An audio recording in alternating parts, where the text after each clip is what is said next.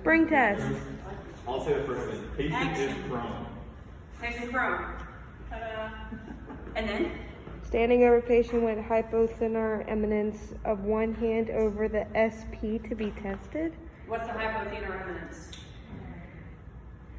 Yep, It's hand. not thenar, that's hypothenor. If I'm in anatomical position, thenar, hypo, below. Hypothermia. So I'm pushing down with this rather than, I mean, you can also use a thumb, but this is gonna be a little more comfortable for the patient. SP is what? All right, so ask them permission to lift their shirt up.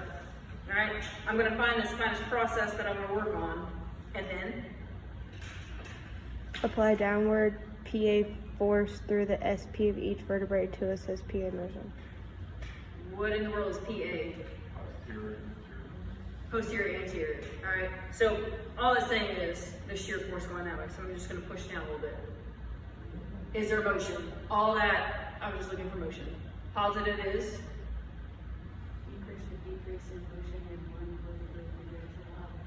So I'm on this spinous process.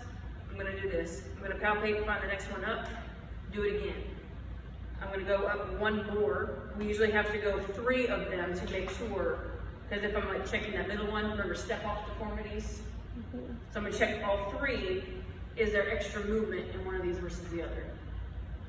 How comfortable is this? All right, now if I push with my thumb, it's not gonna be as comfortable because I'm really digging in. The bonus point on this, I'm on the transverse process. I'm gonna go about a thumb over, and then I'm on the spinous process, thumb over to go to the transverse process, and then I'm gonna kind of push on that to see if there's a rotation. That makes sense? So that's the spring test. I'm looking for more motion than the ones around it.